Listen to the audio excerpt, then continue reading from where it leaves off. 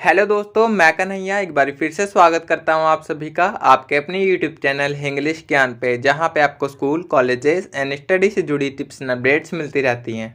तो दोस्तों, यदि आप सोच रहे हैं कि 2022 में जामिया बीएड का एंट्रेंस का फॉर्म भरेंगे, तो आपके लिए ये वीडियो देखना बहुत ज़रूरी है, क्योंकि आज की इस वीडियो में हम बात करेंगे कि जो जामिया बीएड के एंट्रेंस के फॉर्म आते हैं, एप्लीकेशन फॉर्म होंगे, वो कब निकलते हैं। उसके बाद फिर जो एप्लीकेशन फॉर्म होते हैं उसकी फ़ी क्या रहती है।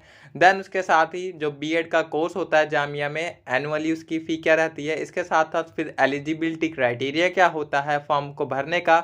और लास्ट में हम डिस्कस करेंगे कि आफ्टर रजिस्ट्रेशन जो आपके एग्ज़ाम होते हैं वो कब से कब तक होने के चांसेस हैं। तो चलिए वीडियो को शुरू करते हैं। और इससे पहले अगर आप चैनल पर नए हैं तो चैनल को सब्सक्राइब करके हमारे साथ जुड़ जाइए, क्योंकि यहाँ पे आपको दिल्ली यूनिवर्सिटी के से आने वाली प्रत्येक इन्फॉर्मेशन के साथ साथ जामिया बीएड प्लस ड्यू बीएड की एंट्रेंस की प्रिपरेशन से रिलेटेड वीडियोस देखने को मिलती रहेगी। और साथ साथ प्रॉपर गाइडेंस के साथ आपको प्रिपरेशन से रिलेटेड सभी चीज़ें बताई जाएंगी। तो चलिए वीडियो को शुरू करते हैं और जानते हैं। तो देखिए दोस्तों, अगर जामिया के एंट्रेंस की बात करें कि जो बीएड का एंट्रेंस होता है उसकी रजिस्ट्रेशन कब से स्टार्ट हो जाते हैं जामिया में, तो उसके रजिस्ट्रेशन ड्यू से बहुत पहले स्टार्ट हो जाते हैं। लाइक लास्ट ईयर की बात करें तो ये लास्ट ईयर के प्रोस्पेक्टस का एक छोटा सा टुकड़ा है, जिसमें आप देख सकते हैं कि जो आपका प्रोस्पेक्टस होता है जामिया का वो 17 मई को आ गया था लास्ट ईयर। तो इस साल भी जो आपकी जितनी भी डेट्स होंगी वो 17 मई से पहले या फिर 17 मई यानी कि मई के अंदर ही आपका जो प्रोस्पेक्टस है वो आ जाएगा।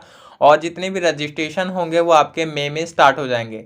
आफ्टर रजिस्ट्रेशन फिर आपको जो भी मिस्टेक अगर जिस बच्ची ने कर दी होती है तो उसमें रजिस्ट्रेशन में फिर आप एडिट भी कर सकते हैं। तो उसके लिए भी फिर आपको लिंक दिया जाता है, जिसमें आप देख सकते हैं कि लास्ट ईयर जो रजिस्ट्रेशन में एडिटिंग की लिंक स्टार्ट हुई थी वो 1 जुलाई से 5 जुलाई तक हुई थी। यानी कि जो आपका रजिस्ट्रेशन में एडिट का जो होता है ऑप्शन वो केवल 5 दिन के लिए खुलता है। और उस 5 दिन के अंदर अगर आप रजिस्ट्रेशन में एडिट नहीं कर पाते हैं तो आपका जो भी रजिस्ट्रेशन में जितनी भी डिटेल्स मेंशन होगी जैसी भी वो वैसे ही रहती है। और वो आगे जाकर दिक्कत करती है कि अगर आपका मान लीजिए एंट्रेंस में क्लियर हो जाता है तो आगे जाकर वो डिटेल्स अगर आपकी फिल नहीं है, लाइक आपका पेडागोजी ठीक नहीं भरा आपने, तो वो आपको आगे जाकर थोड़ी प्रॉब्लम क्रिएट कर सकता है आपके एडमिशन में। तो मेक श्योर कि जब भी आप अपना फॉर्म भर रहे हैं, जामिया का हो चाहे डीयू का हो, तो उसमें अपनी पेडागोजी अच्छे से समझकर अपने एलिजिबिलिटी क्राइटेरिया के अनुसार ही भरें, क्योंकि यही एक इम्पॉर्टेंट चीज़ होती है उस पूरे फॉर्म में जो कि आपके एडमिशन को में प्रॉब्लम क्रिएट कर सकती है आगे।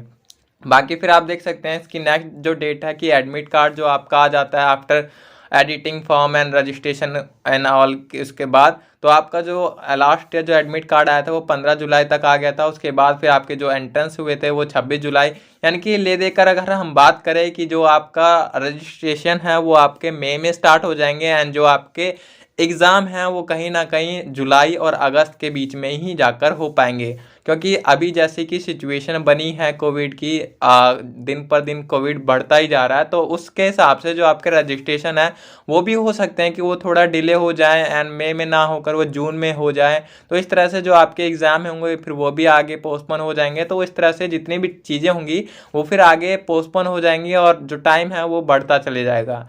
ठीक है, तो जो रजिस्ट्रेशन है वो तो आप यहाँ पे देख सकते हैं कि आपके मई में स्टार्ट हो जाएंगे।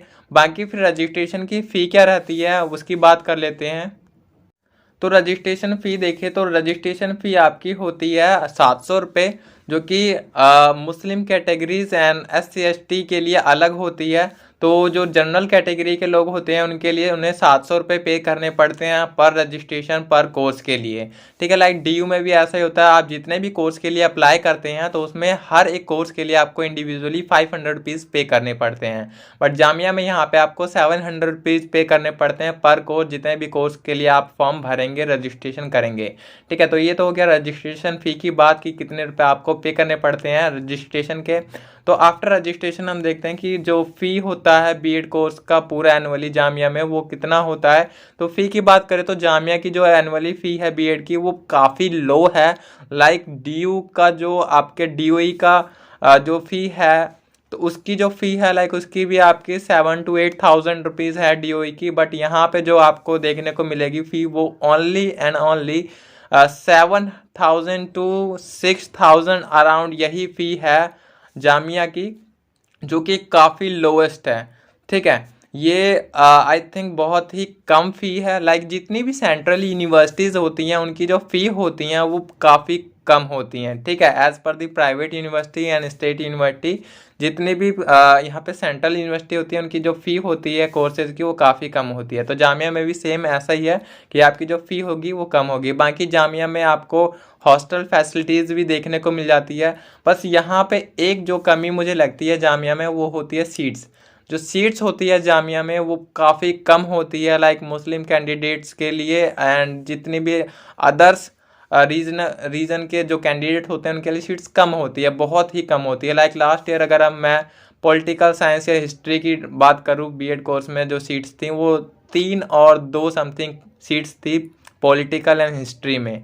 तो सीट्स इतनी ही होती हैं और एप्लीकेशन बहुत सारे होते हैं, तो आप लगा सकते हैं कि कितना ज़्यादा कंपटीशन होता है जामिया में एक एक सीट के लिए, ठीक है। और उसके बाद फिर आपका जब एंट्रेंस हो जाता है देन उसके बाद फिर आपको इंटरव्यू के लिए बुलाया जाता है। लाइक उसमें भी 3 सीट्स के लिए आपको 30 बच्चे सेलेक्ट किए जाते हैं और फिर उन 30 बच्चों का इंटरव्यू होता है and after interview final selection होता है कि किस बच्चे का एडमिशन हुआ है उसमें, ठीक है। तो ये प्रोसेस रहता है जामिया में एडमिशन लेने का। उसके बाद फिर एलिजिबिलिटी क्राइटेरिया की बात कर ले तो एलिजिबिलिटी क्राइटेरिया जैसे डीयू में रहता है वहाँ, तो यहाँ पे भी सेम वैसा ही एलिजिबिलिटी क्राइटेरिया रहता है। लाइक जो भी पेडागोजी के लिए आप फॉर्म भर रहे हैं, रजिस्ट्रेशन में पेडागोजी सेलेक्ट कर रहे हैं, तो वो आपने 200 प्लस मार्क्स तक आपने अपने ग्रेजुएशन में पढ़ा हो एंड जो भी आपका जो ग्रेजुएशन परसेंटेज होता है वो भी 50 प्लस और 55 plus as per the courses वो भी रहता है आपका। फिर उसके बाद एग्ज़ाम डेट तो हमने डिस्कस कर ही लिया कि आपका एग्ज़ाम कब होते हैं। लाइक जब भी आपका रजिस्ट्रेशन फॉर्म ओपन होता है उसके 1 से 1.5 महीने बाद आपका एग्ज़ाम हो जाता है, ठीक है। रजिस्ट्रेशन के 1 से 1.5 महीने बाद एग्ज़ाम हो जाएंगे, दैन उसके एग्ज़ाम के बाद फिर आपकी एक आंसर की आती है। उस आंसर की को चैलेंज करने का आपको ऑप्शन मिलता है, बट वो चैलेंज भी आपको बहुत महंगा होता है। लाइक एक क्वेश्चन के आपको 500 रुपीज़ पे करने पड़ते हैं अगर आपको लगता है कि आपका आंसर सही है एंड आंसर की में कुछ करेक्शन करने की ज़रूरत है, तो आपको चैलेंज करने के लिए 500 ईच क्वेश्चन के पे करने पड़ते हैं, ठीक है। तो इसके बाद फिर आपकी ये आंसर की आ जाती है। आंसर की आने के बाद उसके बाद फिर फाइनल बच्चों का लिस्ट आती है कि कौन कौन से बच्चों का सिलेक्शन हुआ है for the interview and after interview होने के बाद फिर आपका फाइनल सिलेक्शन होता है कि किन बच्चों का एडमिशन होगा और किन्हें नहीं होगा। तो ये था पूरी जानकारी जामिया बीएड की जिसमें आपको एडमिशन लेना है। तो आई होप अगर आप जामिया में बीएड में एडमिशन लेने जा रहे हैं तो ये सारी जानकारियाँ आपको हेल्पफुल रहेगी आपके एडमिशन में और आपके रजिस्ट्रेशन से लेकर प्रिपरेशन में। बाकी एक चीज़ मैं बताना चाहूँ कि अगर आप जामिया की प्रिपरेशन कर रहे हैं तो जामिया की प्रिपरेशन में सबसे सहायक उसका रहेगा आपका क्वेश्चन पेपर। अगर आपके पास प्रीवियस क्वेश्चन पेपर है तो बहुत बढ़िया, क्योंकि जो जामिया बीएड का एंट्रेंस होता है ना वो ऑलमोस्ट जो प्रीवियस ईयर का पेपर होता है सेम वैसी ही चीज़ें रहती हैं। लाइक जितनी भी चीज़ें उसमें पूछी गई होती हैं उसी के बेस पर अगर आप अपनी प्रिपरेशन स्टार्ट कर देते हैं, लाइक उसका जो मैथमेटिक्स का पोर्शन होता है एंड रीजनिंग का पोर्शन होता है तो वो चीज़ें तो सेम वैसे ही आती है, वहीं से क्वेश्चन सेम आते हैं एंड जो कॉन्सेप्ट होता है क्वेश्चन का वो भी एकदम सेम ही रहता है। बस आपको उस टॉपिक पे थोड़ा कॉन्सेप्ट क्लियर करने की ज़रूरत होती है, बाकी आप वहाँ पे बहुत अच्छा पेपर जाएगा अगर आपने प्रीवियस ईयर का क्वेश्चन पेपर सॉल्व कर रखा है एंड कुछ क्वेश्चन आपको रिपीट भी वहाँ पे दिखेंगे। तो मेक श्योर कि आपके पास क्वेश्चन पेपर हो प्रीवियस ईयर का, अगर नहीं है तो मैं आपको प्रोवाइड कर दूंगा। बाकी चैनल के साथ जुड़े रहिए एंड जितनी भी प्रिपरेशन से रिलेटेड वीडियो होगी या फिर बातें होंगी वो मैं आपको बताता रहूँगा। तो चलिए यही थी आज की वीडियो और इसी वीडियो को यहीं पे एंड करते हैं। बाकी मिलते हैं नेक्स्ट वीडियो में, तब तक के लिए चैनल के साथ जुड़े रहिए and thank you so much for watching this video. Bye and all the best.